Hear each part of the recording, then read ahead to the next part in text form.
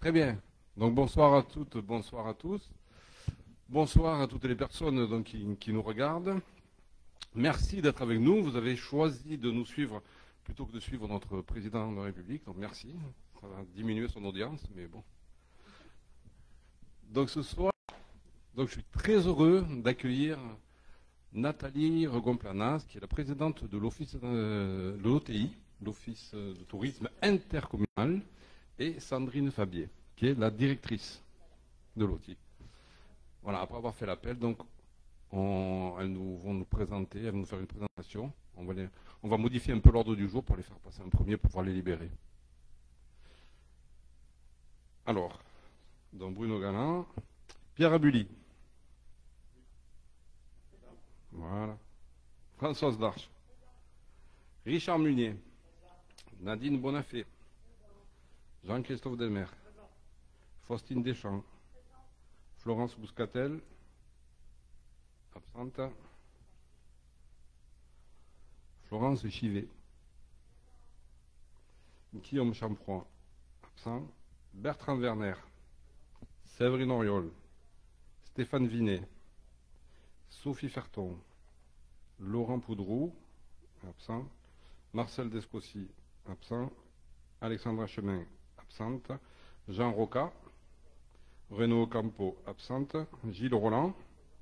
Laure Villemin et Laurent Daubat. Merci. Voilà, donc je vous laisse la parole. Merci beaucoup Bruno, et merci de nous accueillir au sein de votre conseil municipal. Alors vous êtes la première commune que l'on vient voir, parce qu'en fait on s'est rendu compte que l'OTI n'était pas forcément très connue, alors que en fait ça baigne votre quotidien malgré tout. Alors je vais peut-être vous faire un petit historique concernant le tourisme. Jusqu'en 2017, le tourisme en fait était de la compétence de chaque commune. Alors je ne sais pas si sur Palau il y avait un syndicat d'initiative. Oui, à l'époque il y avait un syndicat d'initiative. Donc il y a eu un transfert en fait.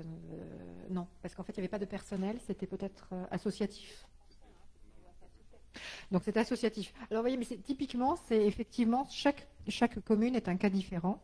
Et lorsque la communauté de communes a pris la compétence tourisme en 2017, non pas parce qu'elle l'a voulu, mais parce que ça lui a été imposé. En fait, la loi NOTRe a imposé qu'à partir de 2017, le tourisme devienne de compétence intercommunale. Donc en 2017, les communes qui avaient soit des syndicats d'initiative, soit des offices de tourisme sous forme associative ou autre, ont été transférées à la communauté de communes. À partir de ce moment-là, la communauté de communes a décidé de s'organiser autour d'un office de tourisme intercommunal sous forme d'un EPIC. Alors peut-être que on ne va pas rentrer trop dans les détails juridiques de ce que c'est qu'un EPIC ou pas un EPIC. En tout cas, c'est un établissement public, industriel et commercial. Ça veut dire qu'en fait, sur notre territoire qui a 15 communes, il y a 12 communes qui relèvent de notre OTI, Office de tourisme intercommunal, sous forme d'EPIC, et 3 communes qui sont restées autonomes parce que station balnéaire. Donc il y a Argelès, Banyuls et Collioure. Donc ces 3 communes sont autonomes, indépendantes, elles ne dépendent pas de notre office de tourisme intercommunal. Le lien qui nous rattache en fait à la communauté de communes, c'est par l'intermédiaire d'une convention d'objectifs qui est signée chaque année sur des projets structurants sur lesquels on travaille pour la communauté de communes. Mais sinon, l'office de tourisme est vraiment indépendant. Elle est constituée de membres, à la fois des élus de la communauté de communes et aussi des socioprofessionnels. Voilà, ça c'est la base vraiment de fonctionnement de notre OTI. Alors c'est vrai que peut-être jusqu'à présent vous n'en voyez pas trop le fonctionnement. Cet été il y a eu les jeudis gourmands, un des jeudis gourmands, le premier de la saison qui a eu lieu sur Palau, qui a été une belle réussite de l'avis de tous. Ça c'est organisé par l'Office de tourisme intercommunal. Sandrine viendra après sur tout ce qu'on peut vous apporter aussi alors presque au quotidien, notamment par rapport à une billetterie que l'on a mis en place qui s'appelle WeLogin et qui vous permet, si vous avez des manifestations sur la commune, si vous avez des concerts, de vendre de la billetterie sur alors en direct sur Internet et puis aussi sur tous les espaces, sur tous les bureaux d'information touristique du territoire. Parce que ce que je ne vous ai pas dit, c'est qu'en fait, nous avons des points d'accueil sur le territoire. Il y en a Il y en a 7, voilà. Il y en a 7, donc toutes les communes ne sont pas pourvues en point d'information, mais ce n'est pas forcément un manque, parce qu'en fait on se rend compte que les gens viennent de moins en moins au bureau d'information, se renseignent par ailleurs, donc c'est à nous plutôt d'aller auprès des touristes plutôt que d'attendre que les touristes viennent vers nous. Ça aussi, ça fait partie aussi des changements qu'on peut observer dans le monde de fonctionner des touristes.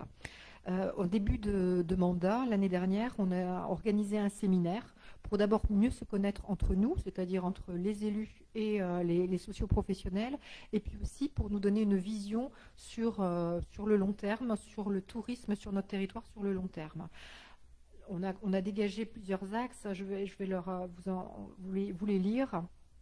Donc il y a des missions qui ont été définies. C'est un OTI qui investit dans les outils numériques interactifs pour la promotion de la destination. Là, c'est ce que je vous disais. Effectivement, on a de moins en moins de besoin d'accueil physique, mais effectivement, de plus en plus de besoin d'outils numériques. Un outil qui promeut un tourisme durable.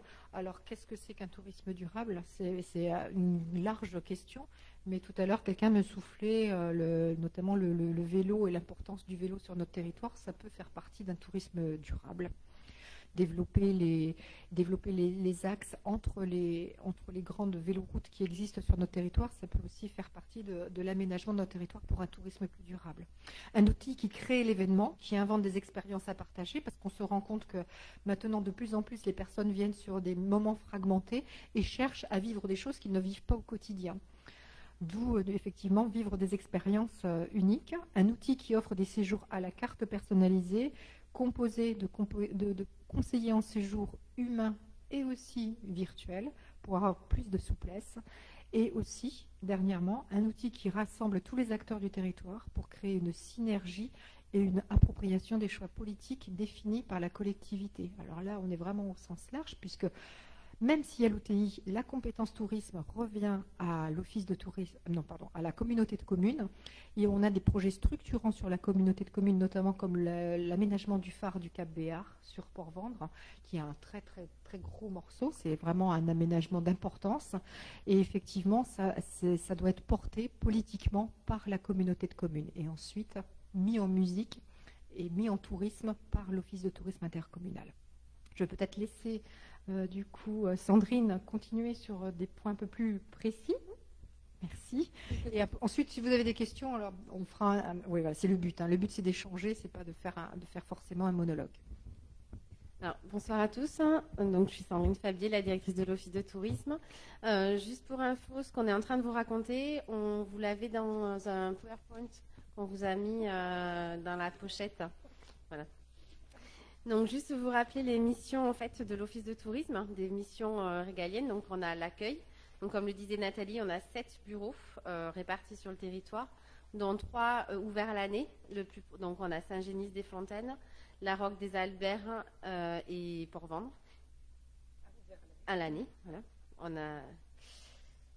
Ensuite, donc, on a une mission d'information et de promotion. Donc, pour cela, on a un site internet qu'on est en train d'ailleurs de refondre avec l'idée d'avoir un nouveau site internet pour la saison prochaine. On a une page Facebook qui est très active. On a plus de 4000 fans où là, on peut relayer toutes les informations, les manifestations des communes. On a fait aussi cet été, on a mis en avant tous nos hébergeurs qui étaient labellisés Accueil Vélo. Enfin, on peut avoir plusieurs axes de communication. On a notre outil GeoTrek PIMED. Donc ça, c'est une application et un site internet qui a été initié par la communauté de communes, par le service SIG, service de l'information géographique, et que nous, on a valorisé pour les visiteurs. Donc c'est une application gratuite qui nous permet de nous promener en vélo, à pied, sur tout le territoire.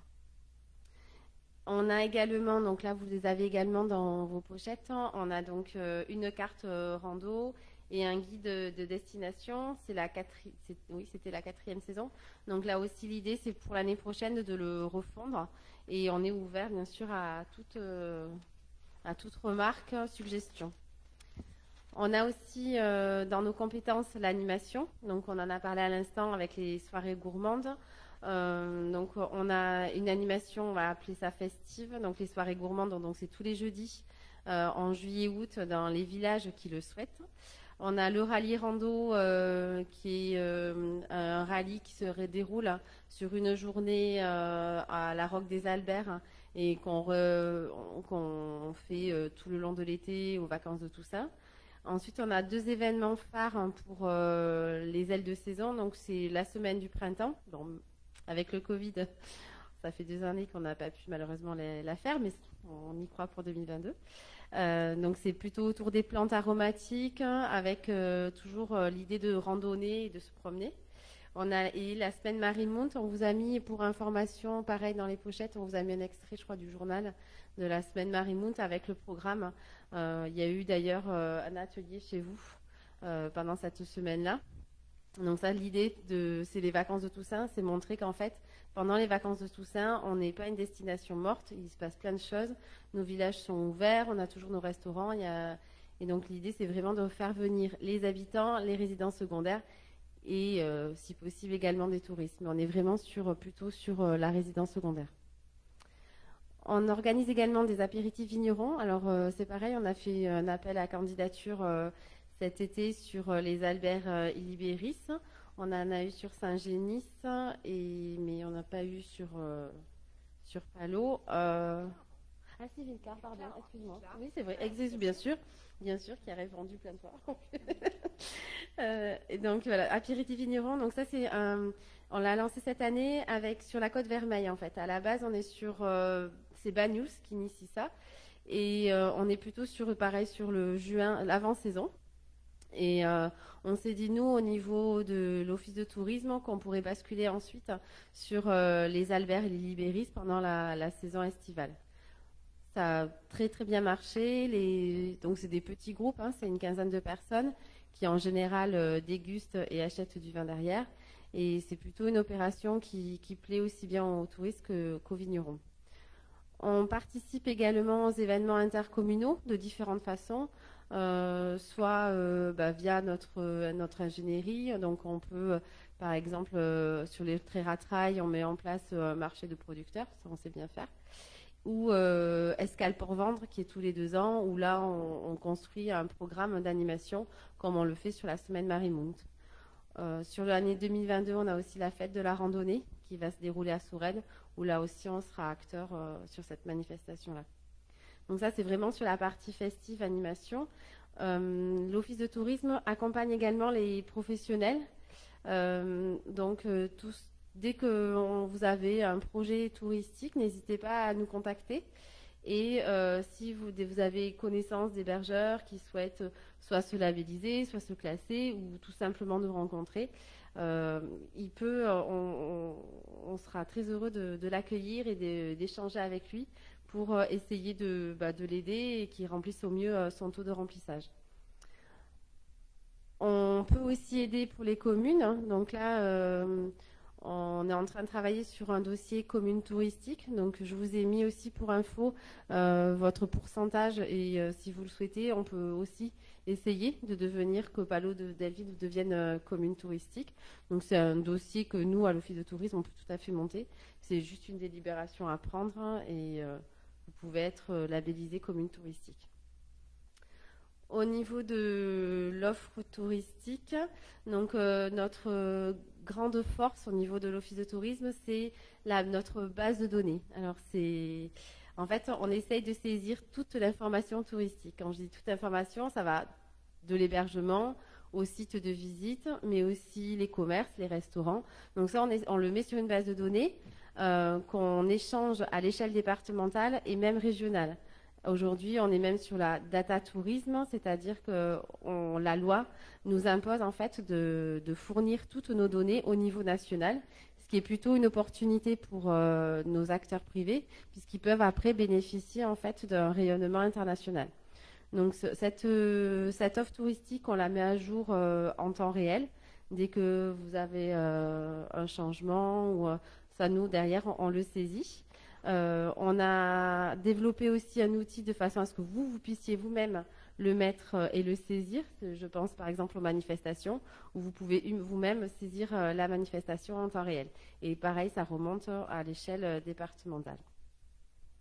On peut également, par cette base de données, sur votre site internet, on peut aussi faire remonter toutes votre données. Plutôt que de ressaisir les hébergements, les restaurants, grâce à des flux, en fait, on peut très bien faire sur votre site internet, vous pouvez avoir toute votre offre qui apparaît. Et enfin, donc, le point, la nouveauté de l'année 2021, donc c'est notre outil WeLogin qui s'appelle. C'est un outil de billetterie. Donc le comité de direction a décidé de le faire gratuit pour les communes et 10% pour toute autre personne morale, physique, tout ce qu'on veut du territoire. Donc ça nous permet en fait de pouvoir vous proposer une billetterie en ligne qu'on peut mettre également depuis votre site internet. Et notamment en période de Covid, ça permet aussi de gérer des jauges. Par exemple, je prends l'exemple des médiathèques, où on a aussi toute la billetterie des médiathèques. Ça leur a permis en fait de pouvoir arrêter la réservation à 20 personnes.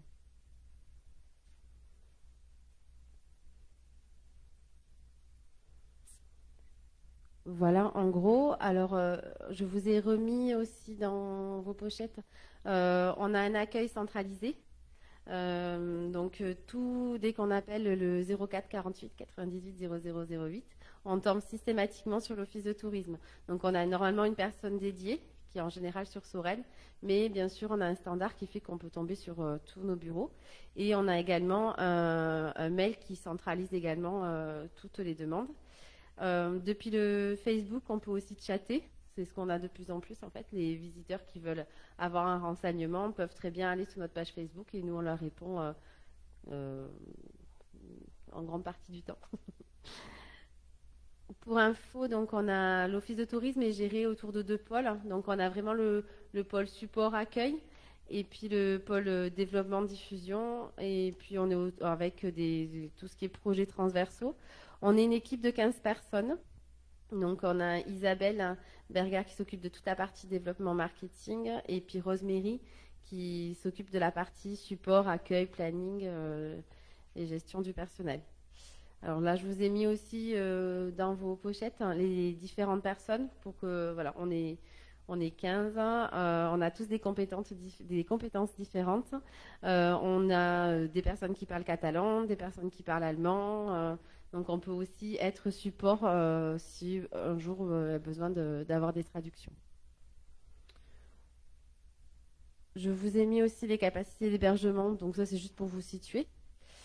Pour vous situer par rapport à l'office de tourisme. Pour information, on a 31 000 lits, enfin même presque 32 000, 32 000 lits touristiques sur l'office de tourisme. On a un outil également qui peut être utile et qu'on doit mieux diffuser. C'est donc l'Observatoire.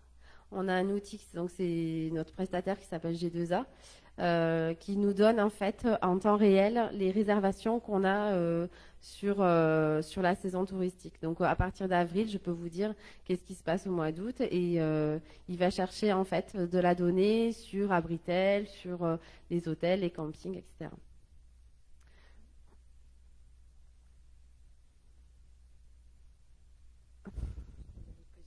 Non, c'est à 0. Donc voilà, en gros, ce que nous pouvons vous proposer. L'idée de ce soir, c'était vraiment avec Nathalie de vous rencontrer, de vous dire qu'on existe et surtout voilà, d'avoir aussi votre ressenti si vous avez des besoins, des attentes. On a également notre circuit aussi baludique que vous avez déjà développé sur Palo. Donc c'est un jeu aussi, une application gratuite pour faire des circuits. Et vous l'avez d'ailleurs fait de façon éphémère avec Isabelle. Voilà. Donc ça c'est pareil, c'est un outil qu'on peut mettre à votre disposition, comme on l'a déjà fait. Et qui nous permet aussi d'étoffer notre offre et de faire visiter ailleurs que sur des sites très connus et de diffuser la clientèle au maximum. Voilà. Merci. C'est nous qui vous disons merci parce que de nous avoir éclairé sur toutes vos activités. Quel dynamisme. C'est vrai, vous êtes un véritable outil de promotion de notre territoire. C'est vrai qu'on a eu le plaisir de pouvoir travailler avec vous pour la soirée gourmande. Donc je me fais le relais d'un de nos administrés qui posait la question. Donc ça ne coûte rien à la commune, à part la mise à disposition de la place et des infrastructures. Mais ça ne coûte rien à la commune. Et il demandait s'il y avait des gens de Palau qui travaillaient avec vous, comme le camping ou... Le camping, le haras, il fait partie de notre comité de direction. Donc, il représente l'hôtellerie de plein air chez nous. Alors ensuite, moi j'adhère tout à fait à la labellisation Palau commune touristique. Je crois qu'il faut prendre une délibération, Marilène. C'est noté. Voilà, je ne sais pas ce que vous en pensez, mais c'est que du plus pour notre commune. Hein. Ensuite, donc on peut se rapprocher de vous si on crée des événements et on a en gestation plusieurs événements. Donc on se rapprochera de vous, hein, puisque j'ai vu on pouvait faire appel à vous. Vous avez des missions qui sont multiples, hein, c'est vrai, et on ne manquera pas de vous solliciter. En tout cas, c'était très intéressant parce que je pense que vous avez fait découvrir le rôle de l'outil. Hein. Bon. Ça,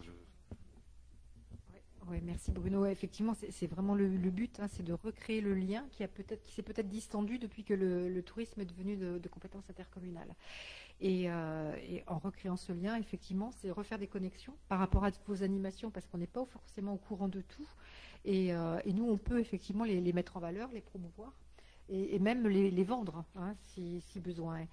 Et pour les communes, c'est gratuit. Voilà, c'est pour le monsieur qui pose des questions d'un point de vue financier. Pour les communes, voilà, c'est gratuit. Autant pour les professionnels, les associations ou autres, il y a une commission de 10%, parce que c'est quand même du travail hein, pour l'office, le personnel de l'office de tourisme. Mais pour les communes, on a considéré que c'était un plus qu'on pouvait apporter. Et puis c'est aussi créer de l'animation et de l'événement sur l'ensemble du territoire, le faire connaître aussi ce qui se passe à Palau sur l'ensemble du territoire. Et c'est une mise en commun, c'est un plus pour le territoire d'une façon générale. Donc voilà, nous, on n'imaginait pas effectivement percevoir une commission, une rémunération sur la billetterie. Ensuite, effectivement, plus notre base de données sera riche, plus elle sera actualisée, mieux ce sera. Donc c'est vrai qu'on a aussi besoin de vous pour ça, pour vraiment que ce soit à jour, que tout soit à jour, mais que ce soit effectivement concernant les événements, mais aussi s'il y a des changements sur la commune, on n'est pas forcément au courant de tout. Donc vraiment créer ce lien, ce contact entre la commune et l'OTE.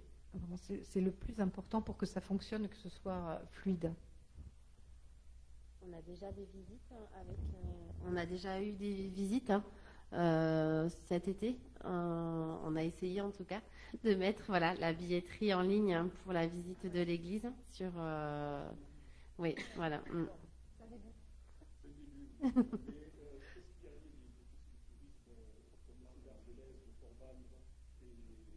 Alors, Port-Vente fait partie de l'OTI.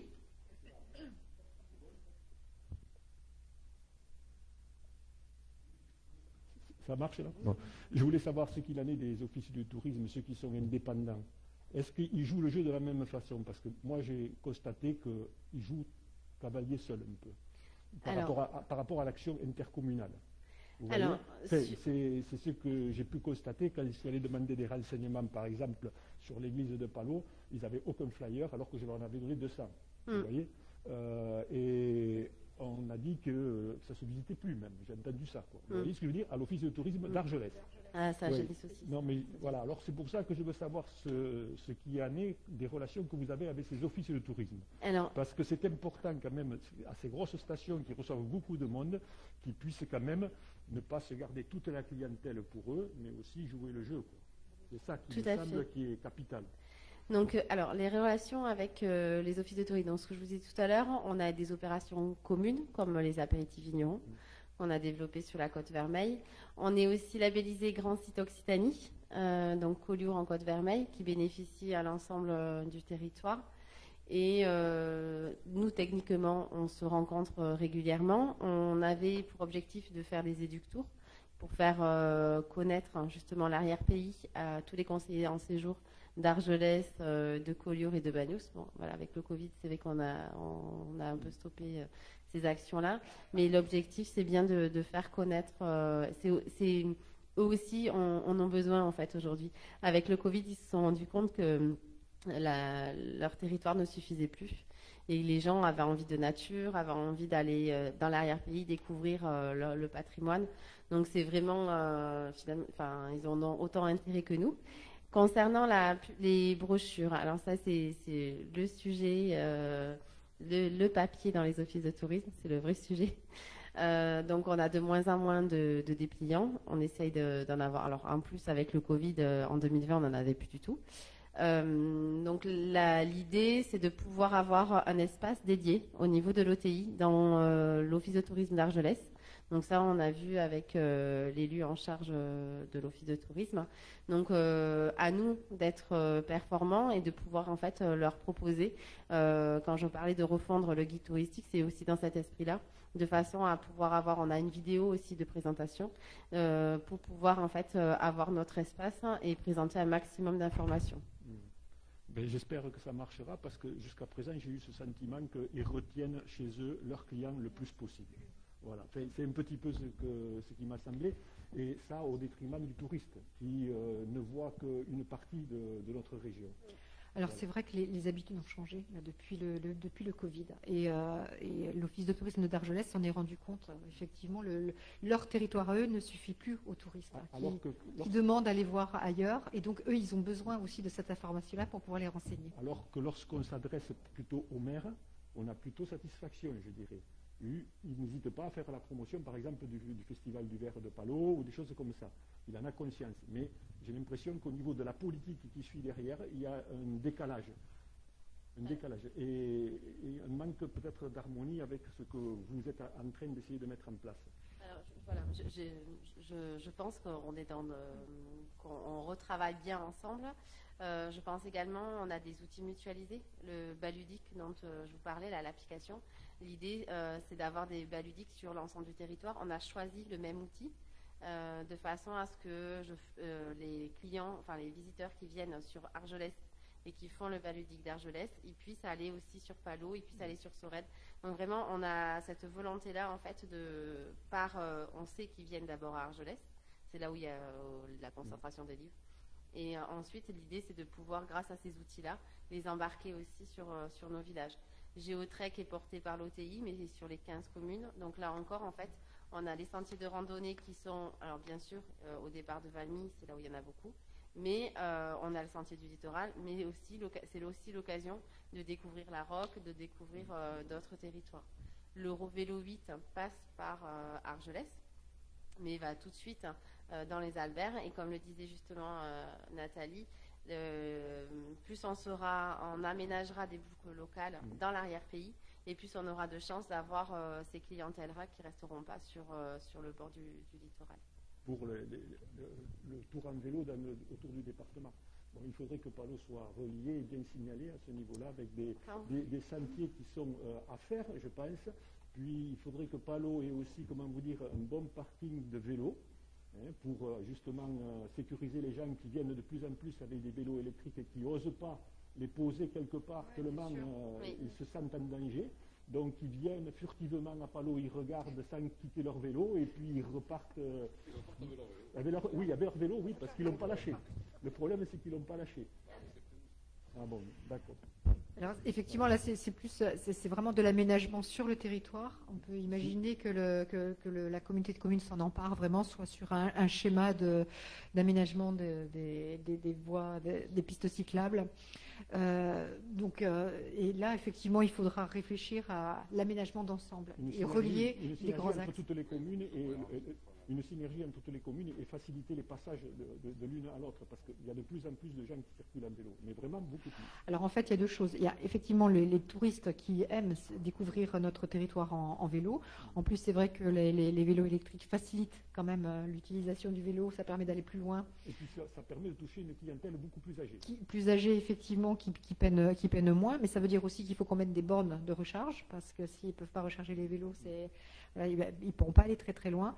Et Et aussi, effectivement, le vélo, c'est aussi un mode de déplacement pour les habitants de notre territoire. Donc il faut pouvoir aussi aménager des pistes pour le quotidien. Et je profite que vous êtes là pour signaler que c'est très bien le numérique, mais il ne faut pas oublier qu'il y a beaucoup de gens qui, qui ne sont pas en mesure de s'en servir et qui ont toujours besoin d'un certain support papier en quelque sorte. Et c'est une partie de la clientèle comme ça qui, malheureusement pour tout ce qui est patrimoine, est très sensible à ce manque de... Enfin, on l'a vu notamment quand ils ont plus ou moins sacrifié le passe-patrimoine. Pendant 2 ans ou 3 ans, ça a fait un fossé terrible et on a eu une perte de clientèle énorme. Là, ils l'ont remis, mais le mal a été fait, je dirais. Effectivement, de toute façon, on le sait, même si on veut réduire le papier, il faut multiplier malgré tout, effectivement, les moyens de communication. Le papier restera quand même, même si on jette énormément. Ça, vous ne vous imaginez pas la quantité de prospectus et de documentation qu'on peut jeter en fin d'année qui n'ont pas été distribués. Excusez-moi, bon, on ne va pas débattre sur le papier ce soir, je pense que c'est peut-être pas le moment. On a plein de choses à voir. Juste une chose, aujourd'hui, je pense que la demande, elle est différente aussi. Les gens en 2 clics, ils veulent avoir la réponse et ils ne se déplacent plus pour chercher le papier. Et tant mieux pour notre planète. Donc, bon, on va continuer, mais voilà, c'était juste pour dire qu'on évolue aussi. Ah, c'est bien. Alors, on peut faire de l'affichage. Une affiche, c'est mieux que 10 flyers, des fois. Voilà, je pense qu'on continue. Oui, est-ce que vous avez des questions où on peut libérer Nathalie et Sandrine? Vous avez compris que Pierre ne se déplace qu'en vélo, il a abandonné la voiture et qu'il aime encore le papier. Vas-y. Bon, puisqu'on va clôturer avec Sandrine et Nathalie, je voulais vous annoncer que la prochaine soirée gourmande, donc ça sera au mois de juillet, et on nous a donné la date du 14 juillet. Voilà.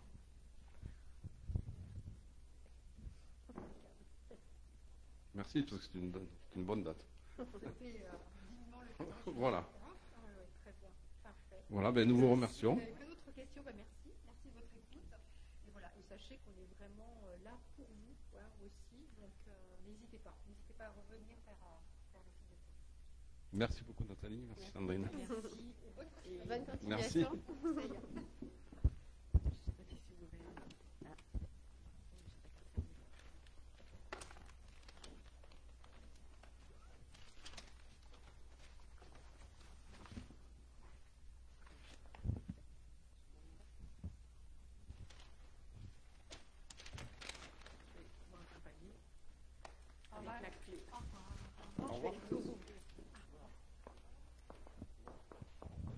Très bien. Donc, nous allons désigner un secrétaire de séance. Jean-Christophe, tu m'as dit que tu étais volontaire pour être secrétaire de séance. Très bien. Alors, dans l'ordre du jour, donc l'approbation du compte rendu de la séance précédente. Est-ce que vous avez des remarques ou des observations à faire sur ce compte rendu? Non. C'est clair pour tout le monde. Il n'y avait pas de modification. Donc, si vous voulez bien, je le passe au vote. Donc, qui est contre? Qui s'abstient? Merci. Pardon, excusez-moi, je n'avais pas vu. Donc, une abstention. Alors, en communication, donc les décisions que j'ai été amené à prendre. La première, donc, il s'agit d'un contrat de maintenance, un chauffage et climatisation pour la halle sportive qui a été passé avec l'entreprise Ibanez pour 1 an à compter du 1er septembre 2021 pour un montant de 1 497,60 €. Donc chauffage et climatisation, maintenance. L'entreprise Ibanez, c'est eux qui avaient installé la climatisation. Il n'y a pas une garantie sur la première année? On est obligé d'avoir de la maintenance? On est obligé d'avoir la maintenance, oui. Même s'il y a une garantie, on est obligé d'avoir la maintenance. je me vois mal fonctionner sans maintenance, hein, même s'il y a une garantie. Il vaut mieux avoir une maintenance. Ouais, non, mais c'est. Après, évidemment qu'il y a une garantie comme toutes les installations. Hein. Ensuite, convention de mise à disposition de la halle sportive à titre gratuit aux associations donc gymnastique volontaire, dojo, undo stress et karaté. Troisième décision, location de l'appartement au deuxième étage en face de la place 5 Place de la République à M. Marvin Jan pour un loyer de 335 €. Donc il est apprenti chez nos amis verriers. Quatrième décision, convention de mise à disposition du foyer Tanné à titre gratuit aux associations gymnastique volontaire, Palo Danse Salon Latine, Undo Stress et Enfance de l'Art. Cinquième décision, convention de mise à disposition du Page, donc le point accueil jeune qui est en face, toujours à titre gratuit, pour l'association Le Pas de Deux et l'association Jusqu'au Dernier Point. Donc le Pas de Deux, la danse se fait au premier étage. Donc on a installé les miroirs, la rampe. On a refait le revêtement au sol pour que ce soit un peu plus souple. Si jamais ce sont des enfants, si jamais elles chutent. Et elles sont ravies d'être là-haut. Donc, elles sont leur studio de danse. Et en bas, donc c'est jusqu'au dernier point, c'est le crochet. Couture. Crochet, couture. Point de croix. Ensuite, donc la régie de recettes, oui, l'activité pêche, il y a eu des modifications au niveau des tarifs. Donc c'est pour ça qu'il a fallu prendre une nouvelle décision. Vous voulez les tarifs?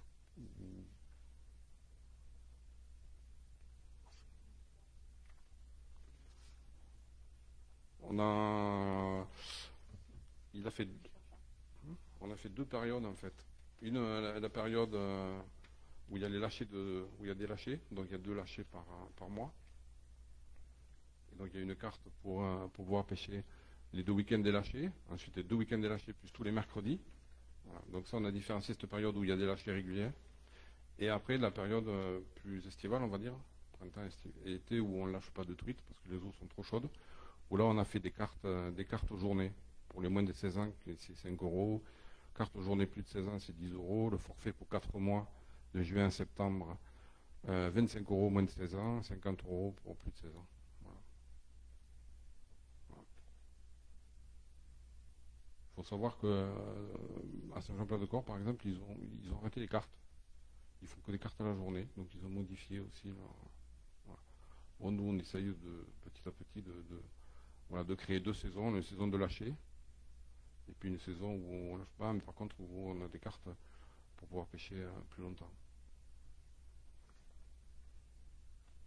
Et enfin,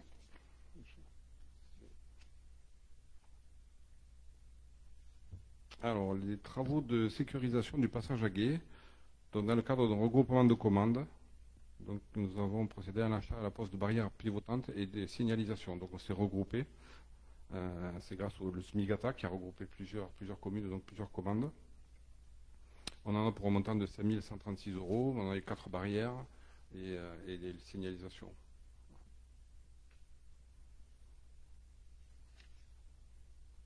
Barrière complète de 3 à 5 mètres, donc 4. Panneau de signalisation 4. Voilà, avec les poteaux, avec...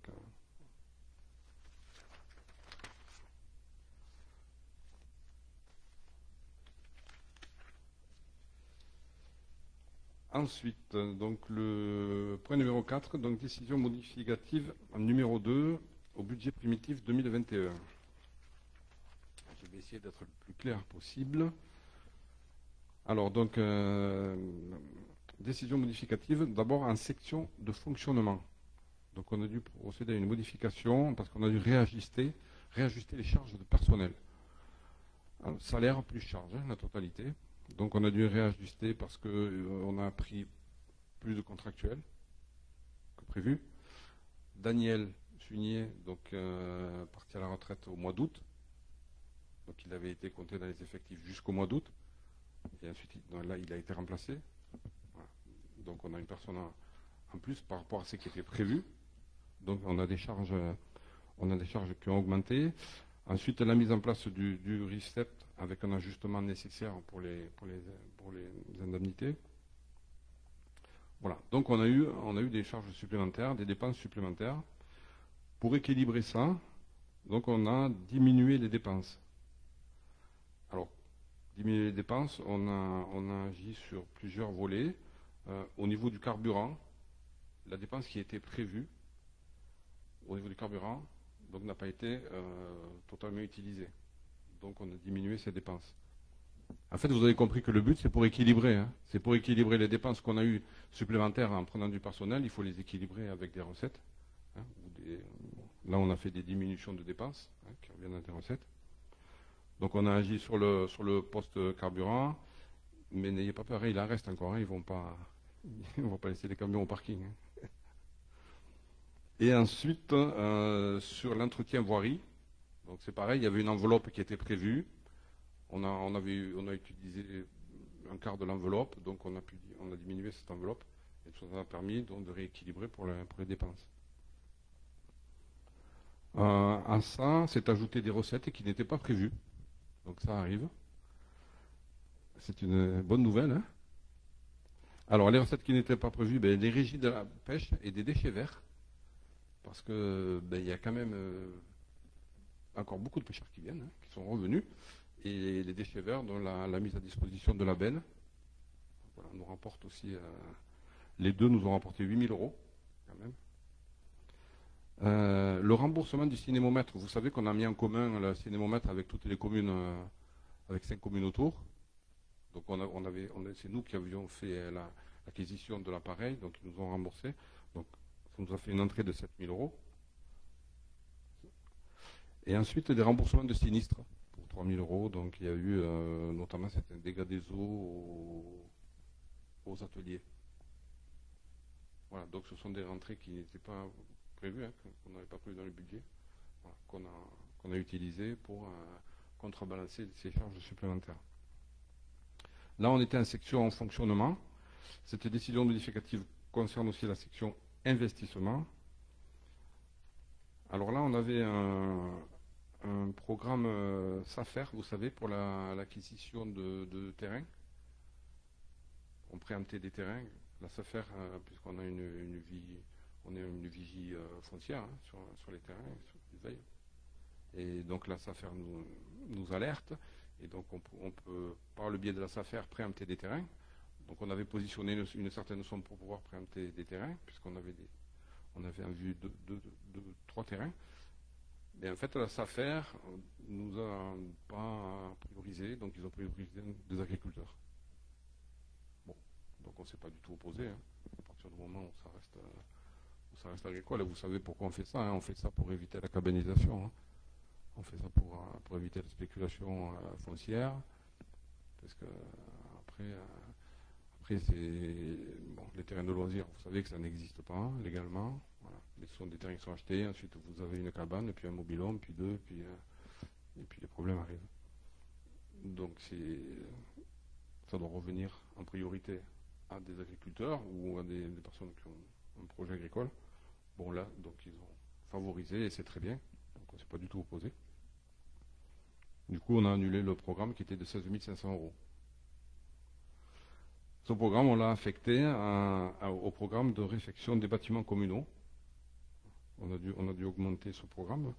Donc, on l'a augmenté et des 16 500 € du programme SAFER qui a été annulé.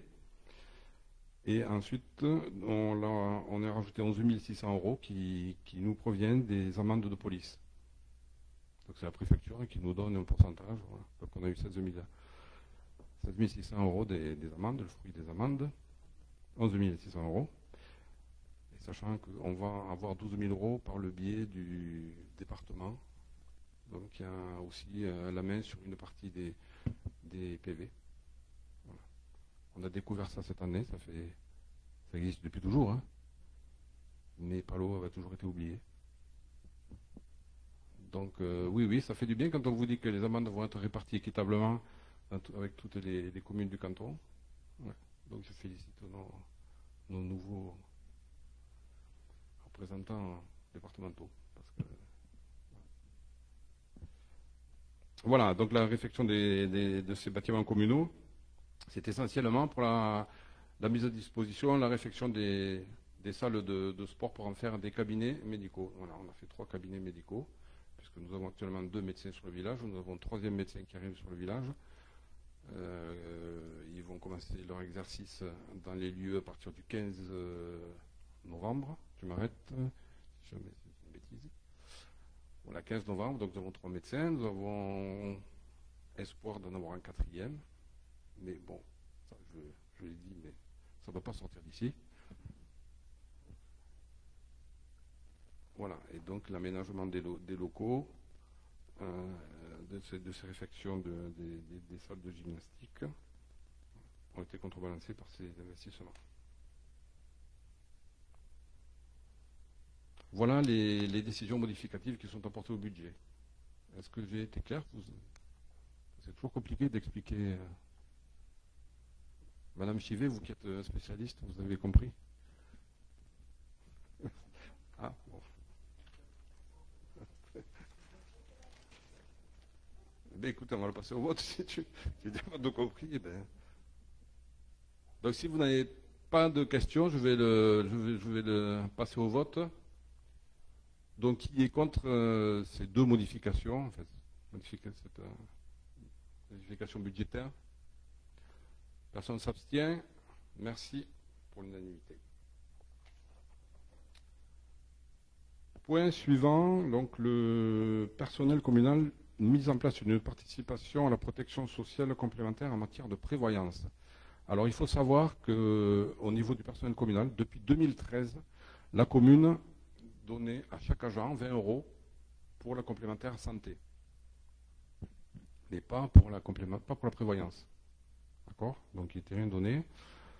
Ce que je vous propose, c'est d'anticiper, puisqu'à partir de 2025, ça va être obligatoire de participer, que la commune participe à la prévoyance de ces agents.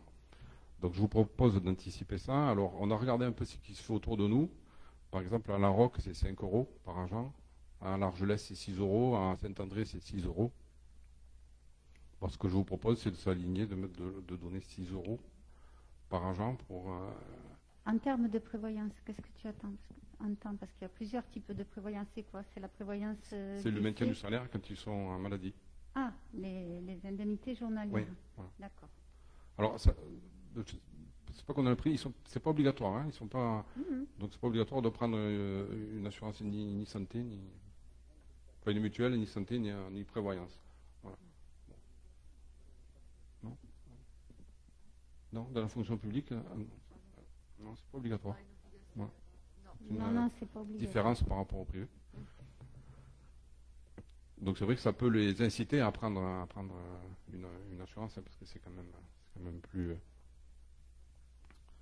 confortable pour eux. Ouais. Et voilà, dans tous les cas, ça va être une obligation en 2025. Donc on a regardé les villages autour de nous le font.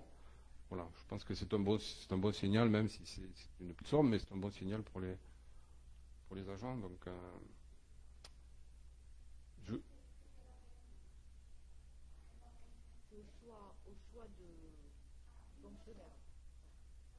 on n'impose pas comme dans le privé. La seule chose, c'est qu'il faut avoir un organisme labellisé. Oui. Ça peut pas être n'importe quel organisme. Oui, oui, c'est ça. À hauteur de 6 € par Oui, c'est pas des contrats groupes, c'est des contrats individuels. Voilà. Hein, oui. ça. Voilà. Donc la délib revient vous décidez de participer à compter du 1er avril 2022 dans le cadre de la procédure janvier 2022 dans le cadre de la procédure dite de labellisation à la couverture de prévoyance souscrite en matière individuelle et facultative pour ces agents. Voilà.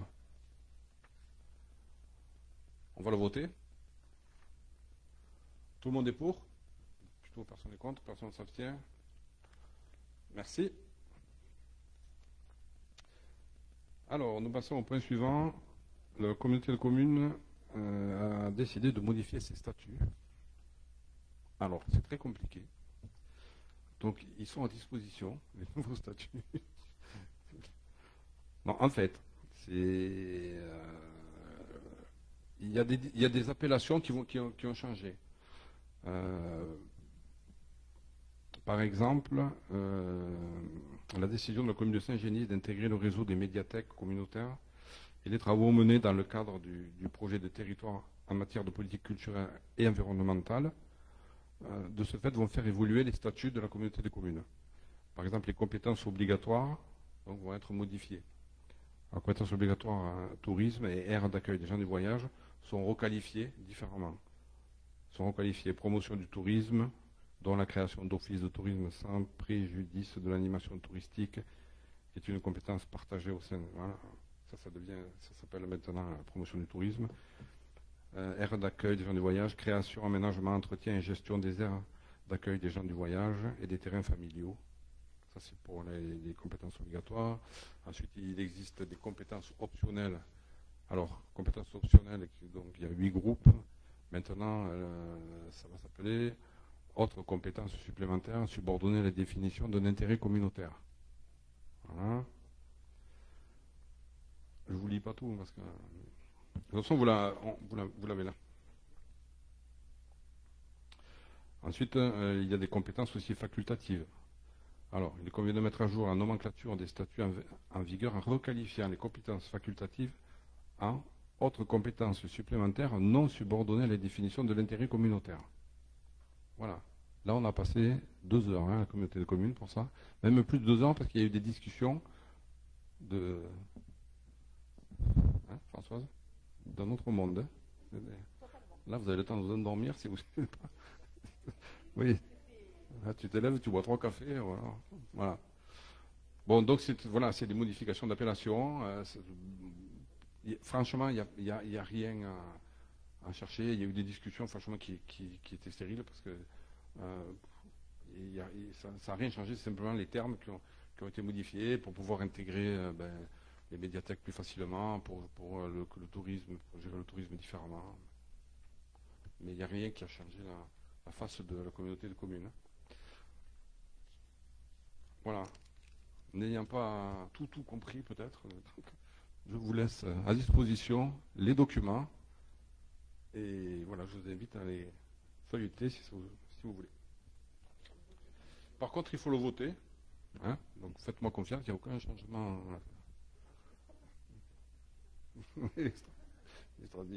Donc, personne n'est contre. Personne ne s'abstient, personne ne va d'expliquer plus davantage. Donc. Très bien, merci. Ensuite, convention avec la commune de Saint-André. Alors, étude de faisabilité d'une cuisine centrale.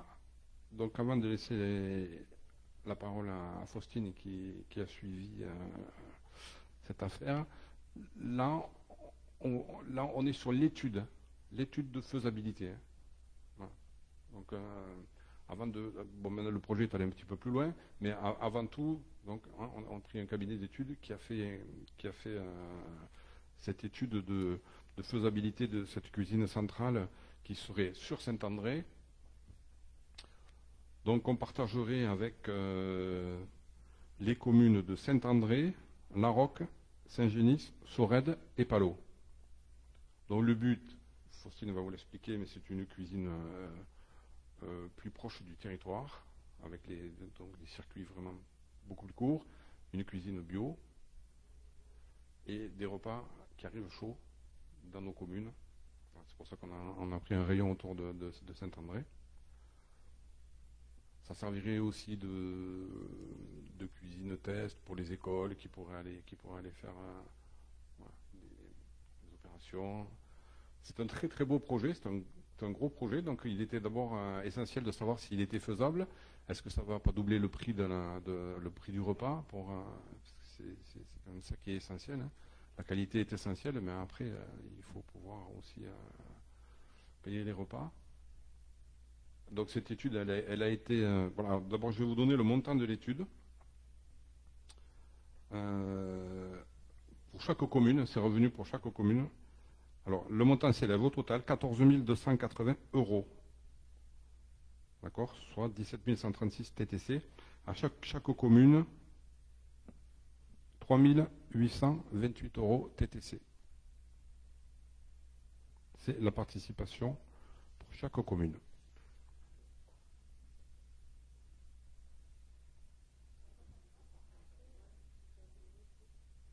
Vous n'avez pas touché à droite. Voilà, ça y est. Il faut que tu parles bien dedans parce que sinon en ligne, on ne nous entend pas. Hein.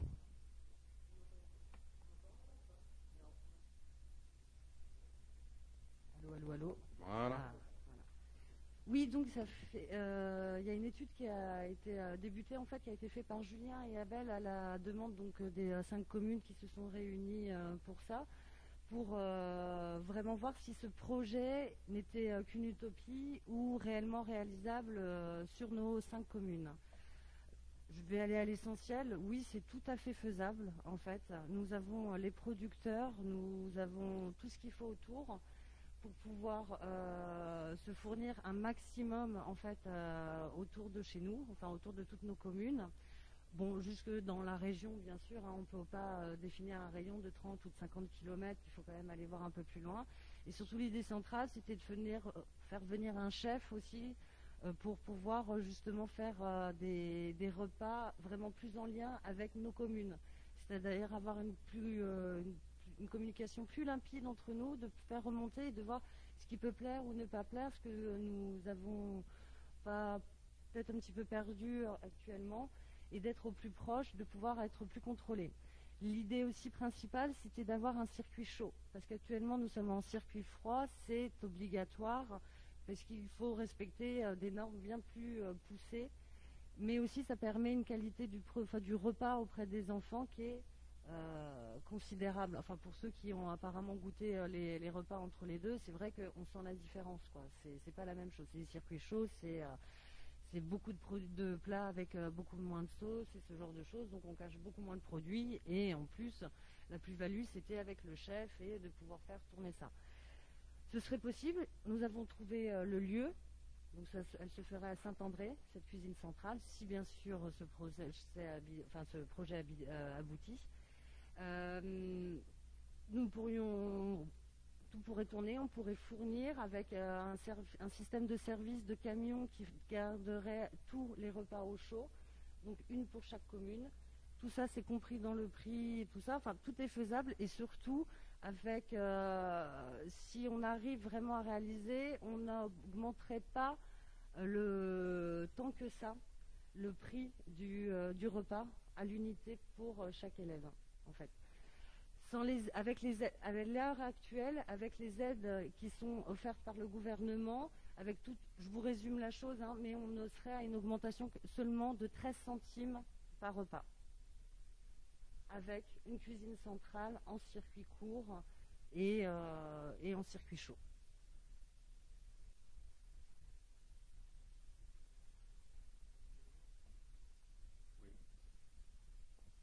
Ouais, je vois ce que tu veux dire.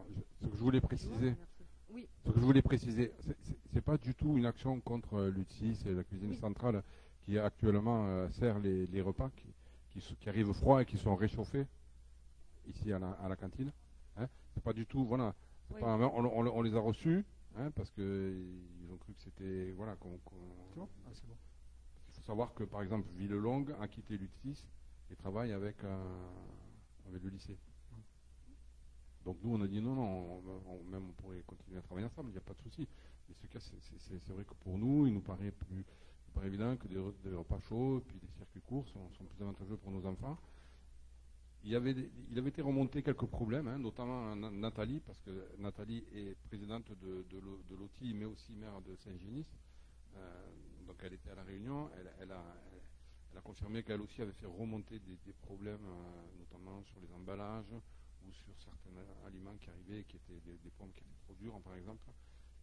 Et l'UTSIS n'avait pas tenu compte de toutes ces remarques, donc c'est vrai qu'on a dit on va faire à nous-mêmes, et il s'avère que le projet est viable. Donc maintenant, nous, on nous a fait remonter à l'école qu'il y avait beaucoup de gaspillage aussi. Voilà. Ça a été clairement dit. Même les enfants l'ont dit, d'ailleurs. On leur a dit aussi, bon, donc, alors ils avaient l'air étonnés, ils ont dit oui, mais non, on a dit vous livrez trop. On jette beaucoup. Voilà, on jette beaucoup. D'ailleurs, à ce propos, je vais mettre à disposition un gâchimètre. À chaque fois, je dis un gâchimomètre. Non, un gâchimètre.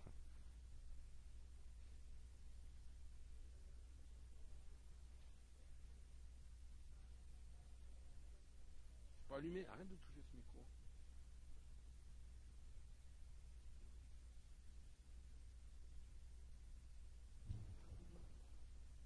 Parce que ça marche. Parce que pour le moment, c'est une estimation, je suppose, les 13 centimes. Parce que là, vous êtes à combien le repas, vous le savez, le repas?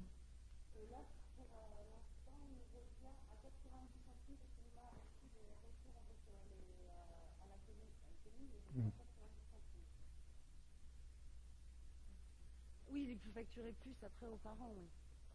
Après, il faut du personnel pour travailler là-bas, il faut du personnel pour livrer,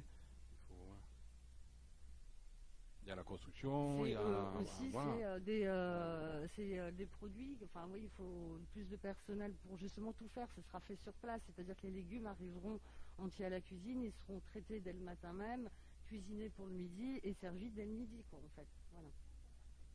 Voilà. C'est un parti pris, donc c'est vrai que c'est forcément plus cher, mais c'est faisable surtout. Ce qu'il faut, je pense, c'est un projet qui est vraiment viable.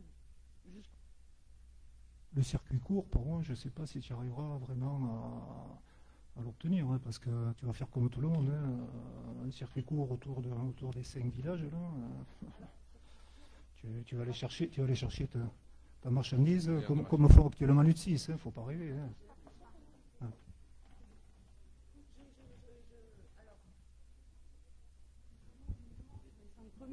Ça ne veut pas dire ça, circuit court uniquement. C'est la région. Tu peux aller chercher des pommes à Vernet. C'est ça aussi, c'est de travailler avec les producteurs.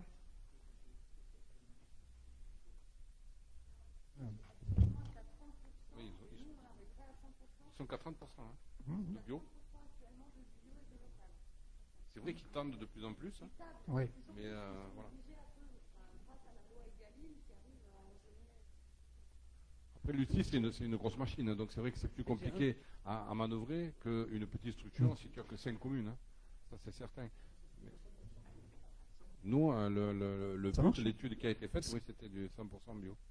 Pas 100% bio, mais au moins produit labellisé à chaque fois. Oui, Laurent. Oui, voilà, ça y est. D'autres? Pour moi, le principe, ok, mais j'ai de sérieux doutes sur le prix des repas. Il faut savoir que le lycée de Villelongue, par exemple, s'est regroupé pour pouvoir acheter et peser au niveau des quantités.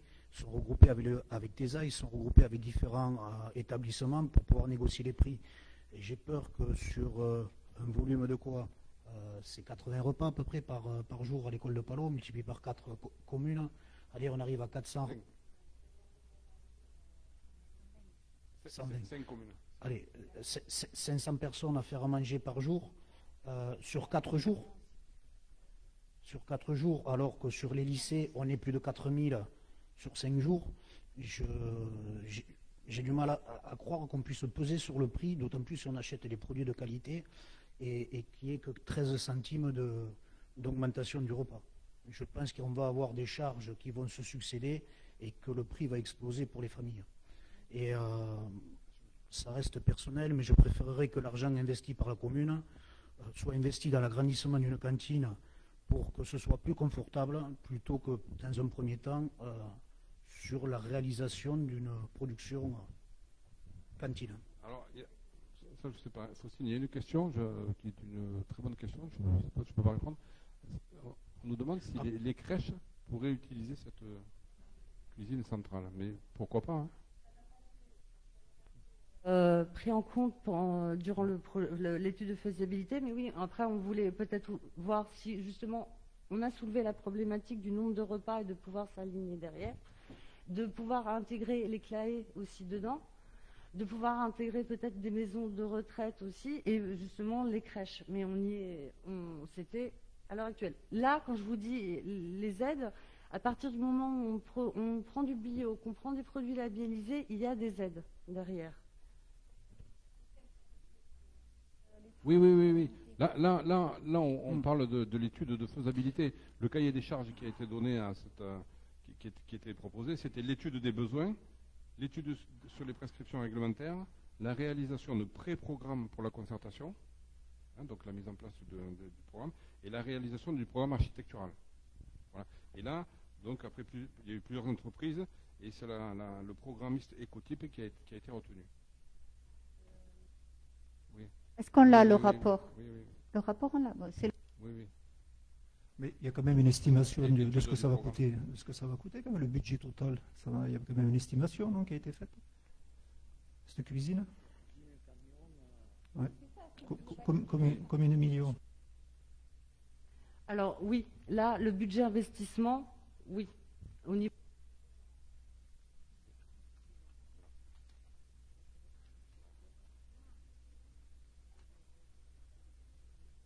L'estimation, l'estimation, elle est à 1 Voilà. 617 800. Donc divisé par 5, donc ce qui ferait 525 000 € par commune de budget d'investissement pour le bâtiment, avec les camions, la cuisine entièrement C'est équipée, du hors-taxe. avec tout à l'intérieur, les frigos, tout, en fait. 1,4 million est affecté aux travaux et à l'équipement. Voilà. Enfin, après, tu as les...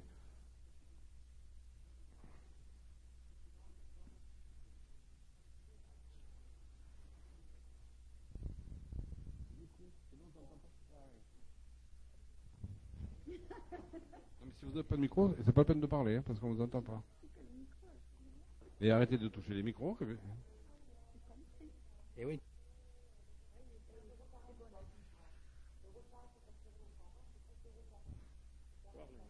Donc, ok.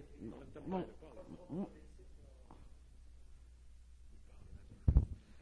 Ma question, c'était donc le prix que vous facturez aux parents, 5,40 €. Et donc, le coût du repas était à combien? Le coût du repas réel, il est à combien?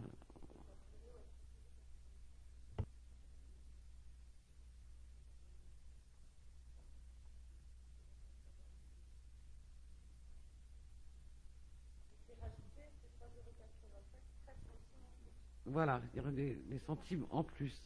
Mais étant donné que les repas ne seront plus à réchauffer puisqu'ils seront apportés chauds. Donc il y aura beaucoup moins de manipulation, donc de coûts de personnel en moins.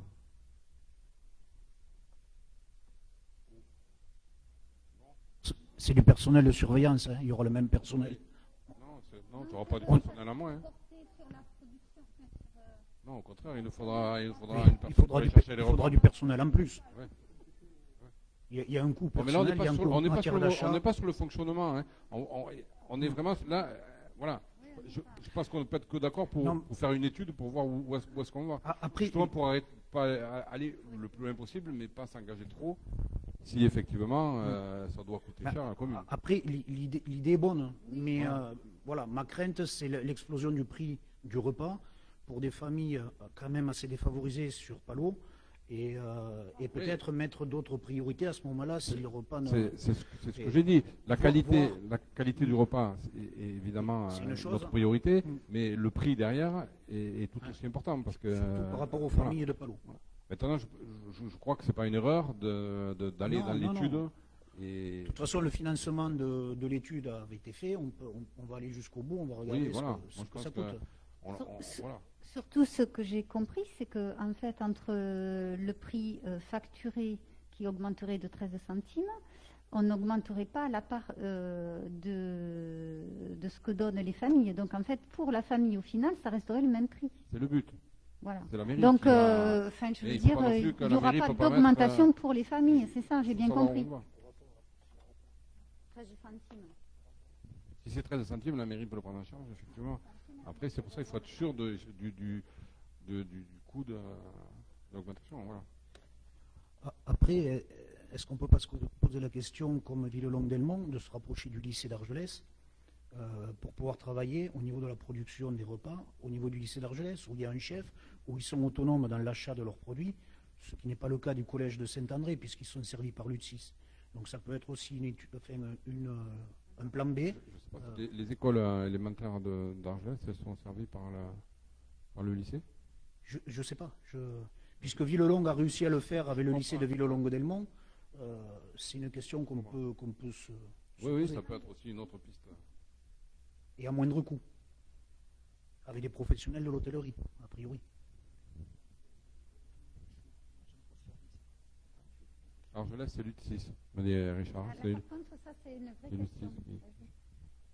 On disait, ils mangent en 3 services à Palot parfois. Oui. C'est allé jusqu'à 3 services. Comment manger chaud quand il y a 3 services? Alors, c'est vrai que la question de la place de la cantine et des travaux sur la cantine reste entier. Je ne pense pas que ce soit 2 projets à opposer, mais peut-être que ce sont des projets à voir dans une globalité. C'est un projet que nous avons dans notre escarcelle, mais ça serait trop tôt pour en parler. Non, mais c'est pour rassurer. Un projet de faire une cantine pas loin de l'école. Donc, ça ne sert à rien de prévoir chaud s'il y a 3 services. non, mais de toute façon, pour éviter d'avoir 3 services, effectivement, il faut. Puis on espère, voilà, on a fermé une classe, mais on espère en ouvrir une ou 2 rapidement. C'est vrai que les familles qui arrivent, qui s'installent à Palot sur plein sud, sont des jeunes. Il y a des enfants en bas âge, donc voilà. C'est sûr, on espère ouvrir. La cantine devra être agrandie, c'est certain. Il y a des bâtiments qui sont plutôt vieillissants, voilà. Est-ce que vous êtes d'accord pour cette étude de faisabilité? Oui. Tout le monde est d'accord sur l'étude de faisabilité? Oui. Bon, très bien. On l'étudie. Merci. Donc ça coûte 3 800 € à la mairie.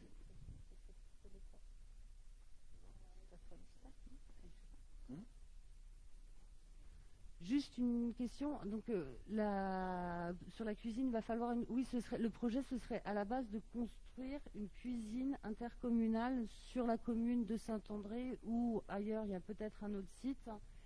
Et oui, il y aurait les véhicules pour transporter en fait tous les repas, des véhicules qui maintiennent les repas à une certaine température réglementaire pour pas qu'ils ne perdent en saveur, en tout ça, et surtout que les bactéries se propagent. Et qui payerait? Eh bien, en soi, en investissement, ce seraient les 5 communes en budget d'investissement. Et dans l'étude qui a été faite de faisabilité au niveau du bâtiment, les véhicules sont compris dedans. Et voilà, donc ce serait les 5 communes qui paieraient la note. Donc le projet est à 1,4 million, c'est ça hein? Non, 1,6 million. 1,6 million. 1,6 million, donc divisé par 5.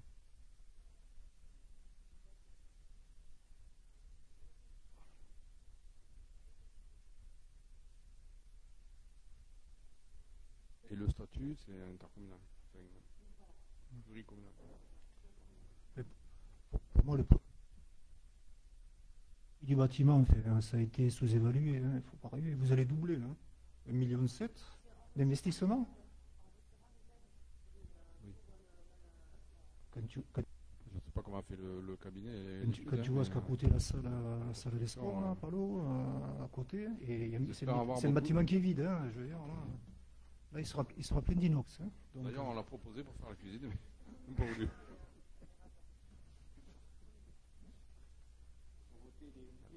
On n'arrive pas. Ouais.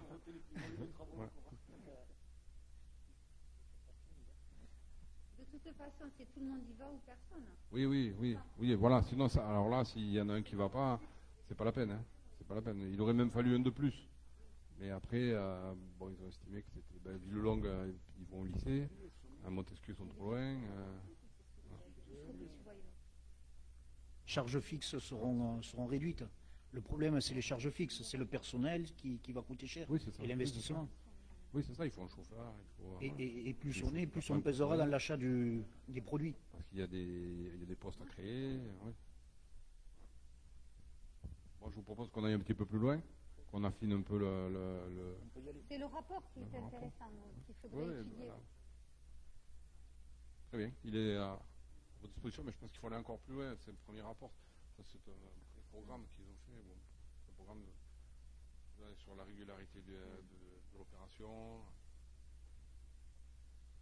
Très bien, merci.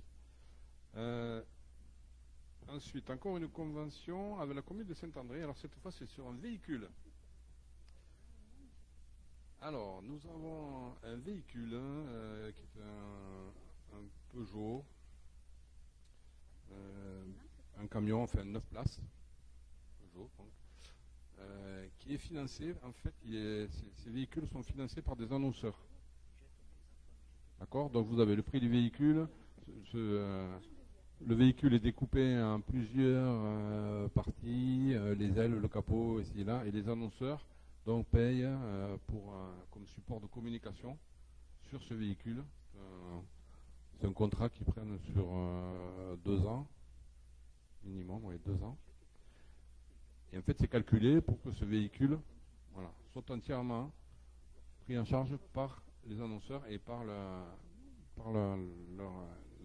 communication qu'ils vont faire dessus.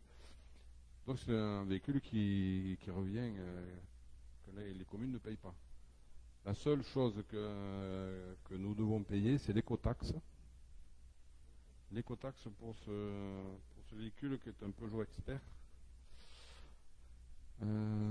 s'élève à 2544 hors taxe, soit 508 € hors taxe par commune, sachant que dans ce projet, nous avons Saint-André, Saint-Génis, La Roque et Palot. Ce véhicule va être mis à disposition donc, des 4 communes. Et évidemment, le coût va être au prorata de l'utilisation par les communes de ce véhicule. Le coût, quand j'appelle coût, c'est entretien, carburant.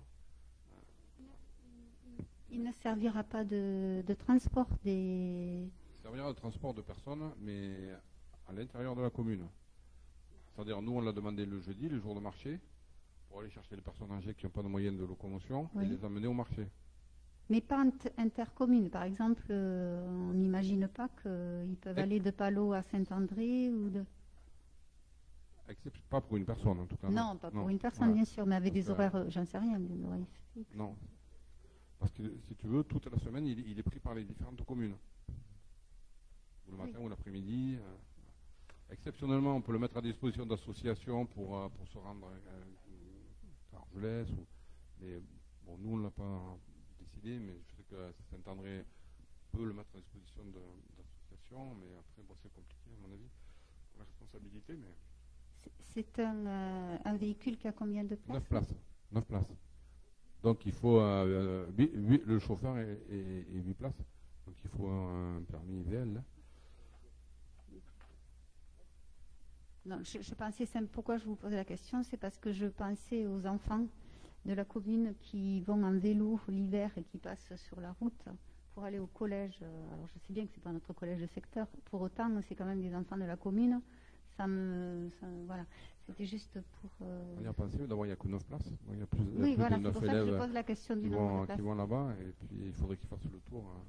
On ne peut pas se substituer à Lyon, enfin au transport du bus. Hein.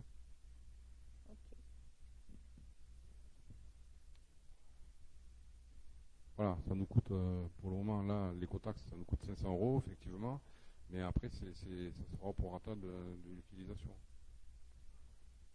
Et du carburant, bien sûr. Hein, c'est le jeudi. Voilà. Exceptionnellement, si on en a besoin, un samedi, on peut le demander, et on peut l'avoir, hein, c'est pas un souci, il est mis à disposition de toutes les communes. Il est basé à Saint-André, mais il est mis à la disposition de toutes les communes. Oui, il faut savoir quand même que ce véhicule peut être conduit avec un permis B, mais il faut quand même avoir la visite médicale pour pouvoir conduire des personnes. Et du coup, qui peut l'utiliser si on l'a sur Palot? Qui peut le conduire? N'importe quel contribuable? Ou une association? Ou un élu? Ou... sera un agent de la commune. Un agent de la commune, d'accord. Donc il n'y a que lui qui peut qui peut conduire le bus. Oui. D'accord. Éventuellement, le soir, il peut ramener les élus en balade et les ramener pour éviter les... hein, surtout les ramener. Hein. Et bon, ça, il faut... Et ça, c'est pas prévu dans la convention. Ah, je suis désolé.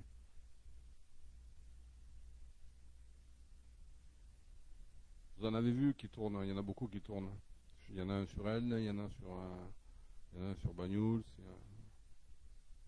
Si vous voyez des camions avec des patchwork, là, avec des annonceurs, c'est ça. Très bien, je passe au vote pour cette convention. Personne ne s'y oppose. Merci. Point numéro 9, convention avec la SAFER. Alors c'est une modification, donc vous savez qu'avec la SAFER on a un contrat de veille foncière, hein, c'est ce que vous expliqué tout à l'heure. On l'avait depuis longtemps, on l'a remis en œuvre récemment puisque ce n'était pas utilisé. Et donc il se trouve que la communauté de communes a pris aussi une veille foncière et l'observatoire Vigifoncier. Et donc ils prennent à leur charge une partie de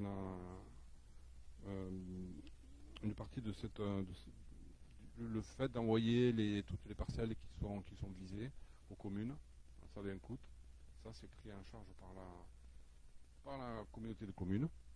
Et il reste à notre charge si une parcelle nous intéresse et si on va aller plus loin.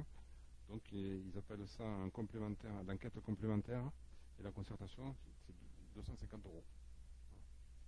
Alors qu'avant, donc il fallait ajouter presque 500 € pour pouvoir avoir toutes les informations nécessaires et avoir ce vigifoncier. Donc c'est plutôt une bonne nouvelle puisque ça fait des économies pour la commune. Et c'est un service franchement qui nous a déjà alerté sur pas mal de ventes qui étaient uniquement spéculatives. Ouais, et ça a permis, là, sur les terrains qu'on avait, qu'on visait nous, ça a permis aux agriculteurs de les obtenir. D'autres terrains, les propriétaires ont renoncé à la vente. Parce qu'évidemment, le prix qui est proposé est un prix agricole, puisque c'est un terrain agricole. Donc, voilà. Ça fâche certains, je sais, mais je pense que c'est pour le bien de tous. Alors il faut garder des terrains pour la future cantine, il faut produire. Ah ben non, parce que là, Samuel Molly nous met le terrain à disposition. Le terrain à côté du collège. Oui. Donc, nous, je ne sais pas ce qu'on apporte dans l'escarcelle, mais... des sous. Voilà, donc c'est une convention, je pense que personne ne va s'y opposer, puisqu'on fait des économies. La communauté de communes prend en charge une partie. Ensuite, dernier point, c'est la désignation d'un représentant à l'ASA Rivière du Taniari. Alors, la candidature suivante est proposée pour représenter la commune. Ah ben c'est moi. Donc, voilà. Je vous propose de me proposer pour représenter la commune à l'ASA Rivière du Taniari. Est-ce que tout le monde est d'accord? Ouais. Tu peux dire ce que tu veux.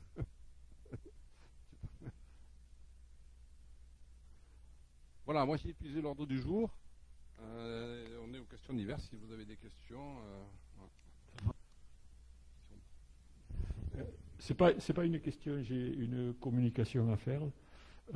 Demain sur FR3, il y a un petit reportage sur Palo qui passe, oui, mais un reportage qui est une ressucette des reportages qui ont été faits par le passé, qui passe sur FR3 à Météo à la carte. Alors ceux qui ne l'ont pas vu, s'ils veulent le revoir, on voit le verrier, on m'y voit aussi, et voilà. J'ai été averti tout à l'heure, donc si vous voulez regarder. C'est 13h55, je crois. Il me semble, je ne sais pas quand c'est. Non, 12h55 plutôt. 12h55. Je pense. C'est le début de l'émission, elle dure 1 heure, alors peut-être... regarde, renseigne-toi exactement. Après, une information aussi sur la voirie. Vous avez vu que l'avenue Joliot-Curie a été saupoudrée de goudron avec du gravier, mais alors en fait c'est en attendant parce que on ne pouvait pas refaire la route en hiver puisque le goudron ne tient pas, donc ils nous ont mis ça en attendant pour boucher les trous et ils reviennent au printemps pour là décrouter la route et refaire un enrobé digne de ce nom, en même temps que les trottoirs qui seront refaits plus les parkings. On essaie de tout faire en même temps pour ne pas bloquer le village 2 fois. Voilà.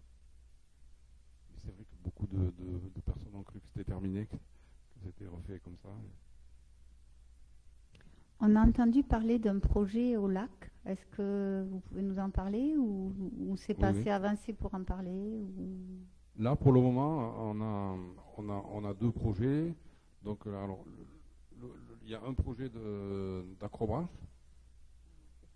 Donc ça pose pas de problème en soi, puisque il y a déjà une activité de loisir sur le lac. Et donc, on fait une extension de l'activité de loisir, donc ça ne pose pas de problème. Par contre, on a un projet de restauration. Et là, c'est plus compliqué parce que le lac est classé en zone où on ne peut rien faire. Et puis, il y a un PPRI. Bon. Donc, on a fait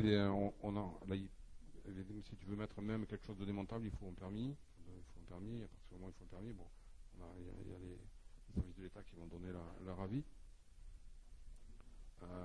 Après, on peut se poser des questions, puisque quand même, quand on va en bord de mer, on a les paillotes en bord de mer. Hein. Normalement, on est sur un territoire, on est sur une ligne. Je laisse tout est inondable. Oui, on est sur la bande côtière, on est sur la zone littorale, donc il n'y a pas plus restrictif. Hein.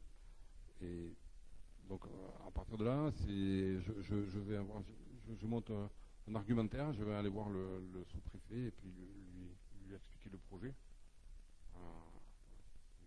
Tous les avantages de monter. Alors ça serait, si c'est de la restauration, de toute façon c'est provisoire. Hein.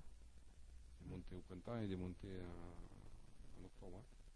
Exactement le même modèle que sur les plages. Villeneuve de la Rao, exactement. Hein. C'est exactement le même. C'est une AOT, c'est une autorisation d'occupation du domaine. Et voilà.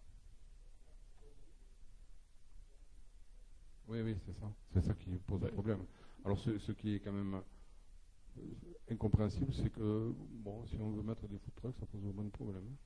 Tu as le lac de Villelangue qui est bien occupé. Ça dépend de quelle zone il est classé. C'est ça. Bon. Au niveau c'est l'urbanisme, ça. Hein, c'est les règles d'urbanisme. Après, on peut le faire, mais il faut être d'accord avec les services de l'État. Si le préfet doit nous attaquer derrière, s'il fait un recours, on va pas engager, on va pas aller contre les services de l'État. On a perdu d'avance, donc on va dépenser de l'argent pour rien. Bon. S'ils veulent nous obliger à mettre des food trucks, on mettra des food trucks, mais voilà, je pense pas que ce soit. Bon, je préfère quelque chose de plus joli, qui va même sécuriser peut-être les lieux. Parce que du monde, il y en a, hein. Il y a des promeneurs, mais on a réhabilité tout le coin grillade, donc il y a beaucoup de monde qui va dans ce coin. On a fait un boulodrome, donc il y a toujours. Ils nous disent vous créez un ERP, mais bon, espace reçoit du public, mais il y en a un déjà. Donc on est là. Par contre, tout ce qui est jeux, acrobages, activités comme ça pourra se faire beaucoup plus rapidement. Voilà, c'est les projets qui sont à l'étude.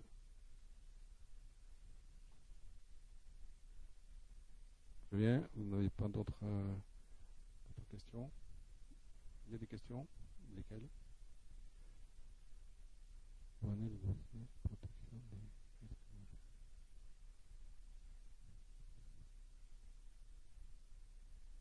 Oui. Oui, il est prévu ça dans le cadre des formations aux gestes de premier secours. Oui, c'est prévu. Et ça, c'est le travail du plan communal de sauvegarde. Dans ce cadre-là, effectivement, on va faire, parce qu'on avait fait l'année dernière, il y a 2 ans, je crois, une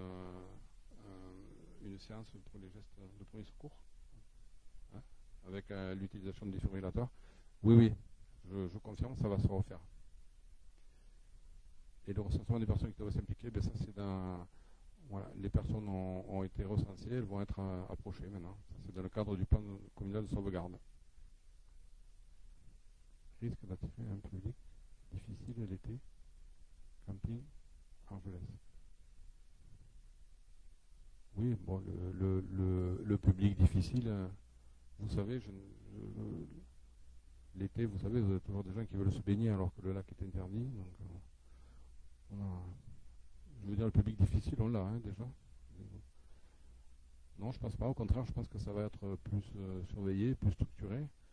L'acrobranche, évidemment, il y aura un partenariat avec l'école. Et en priorité, ce sont les enfants de Palo qui pourront utiliser, parce qu'il devrait y avoir un acrobranche pour les petits, un pour les grands.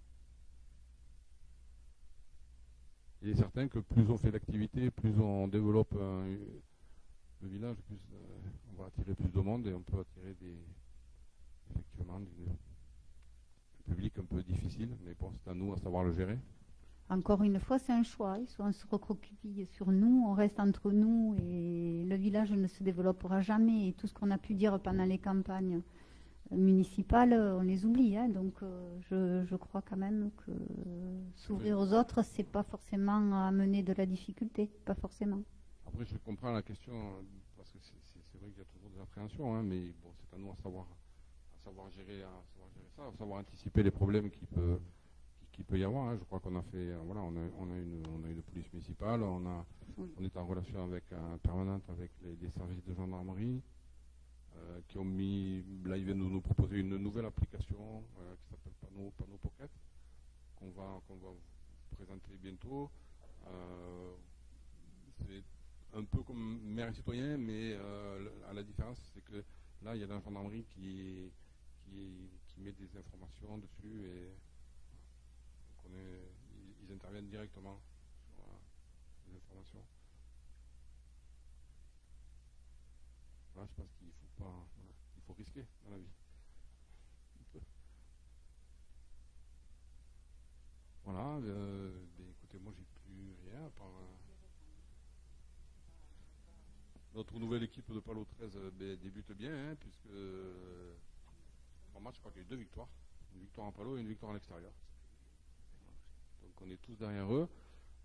D'ailleurs, je vous invite pour les prochains matchs à Palo, je crois que c'est au mois de novembre, parce qu'ils n'ont pas beaucoup de matchs par mois, de venir les soutenir et de venir au stade. Voilà, vous n'avez plus de questions? En ligne non plus. Je pense que j'ai fait plus long que M. Macron. Hein? Je ne sais pas si j'ai fait plus d'audience, mais...